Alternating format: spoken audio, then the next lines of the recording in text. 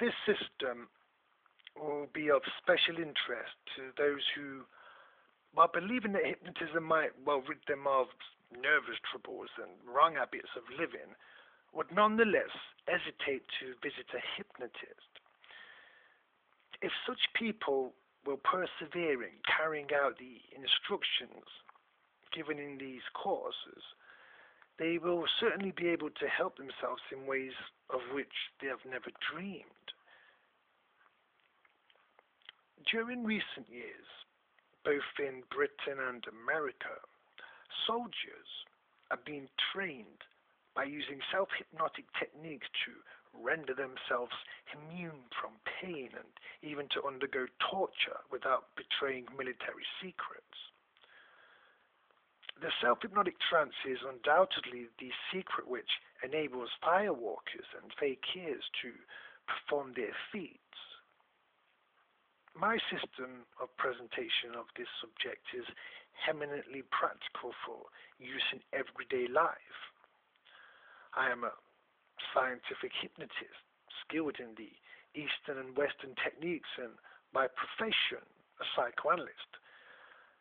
My aim is to show the essentially simple yet powerful working of the mind under suggestion, and the methods whereby its technique can be systematically applied to oneself while retaining full volitional control. The key to success lies in the ability to implant suggestions in the unconscious mind. With this in view, the set forth of method of progressive physical relaxation through which control is gradually extended to mental and emotional mastery. The student hypnotist is shown how he is in his present condition, actually hypnotizing himself by his doubts and fears. And he learns how to reserve the process so that his subconscious mind diverts the elemental energy of his thoughts into constructive channels. Not the least merit of this course is its profound sincerity. There is no doubt that the imbued deep desire to help all who are willing to make the initial effort, who are willing to help themselves. Broadly speaking, there are four groups of people who are aware of the tremendous power suggestion possesses to alter people's lives. Firstly, the politicians, advertising, and public relations specialists who influence public opinion.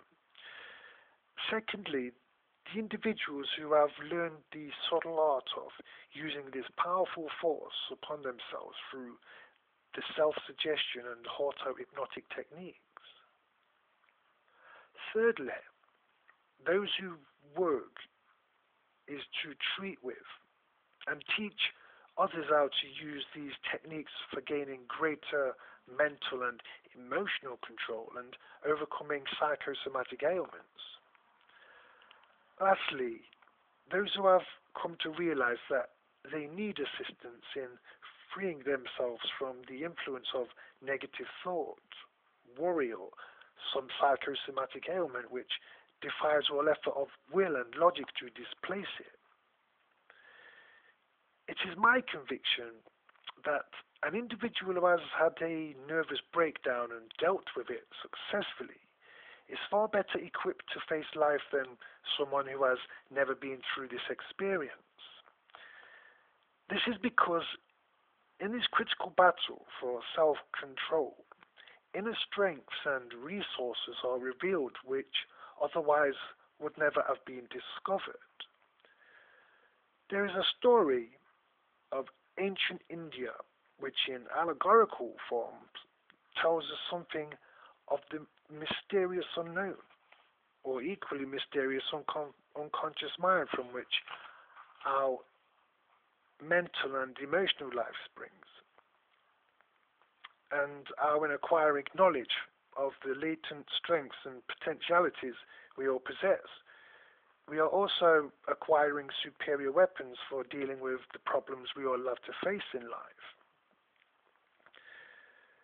The story tells how Prince Arjuna, about to fight a critical battle, decides to go to the mountains to ask the god Siva for superior or secret weapons with which to win his battle. On the way in a forest clearing, he sees a deer, which he shoots for food. But at the moment he shoots, a stranger steps from the trees and also shoots the deer.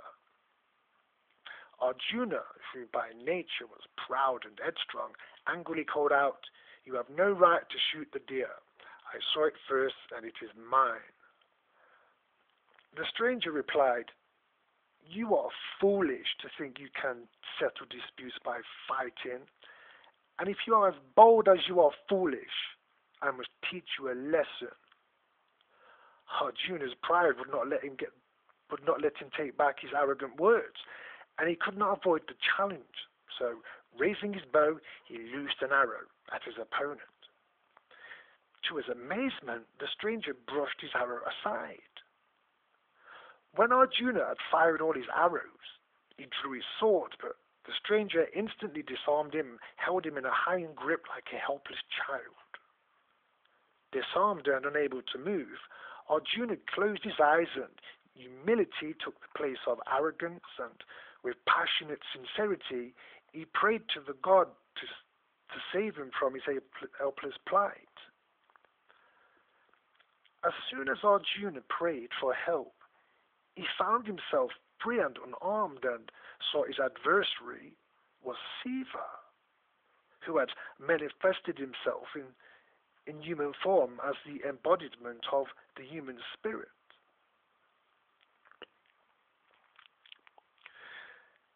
In this story, Siva says, "I wanted to help you, but you would not listen.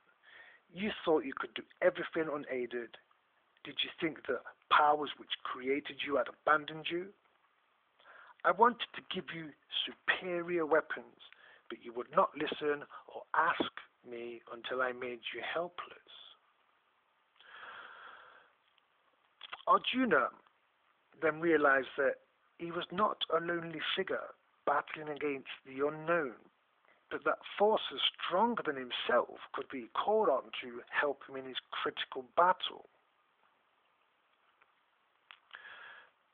We, like Arjuna, by resolving our inner conflicts, can free energy and unsuspected inner resources, and so accelerate recuperative and healing powers. In short, turn the unconscious mind into a powerful ally, which will aid us in living a healthier and happier life.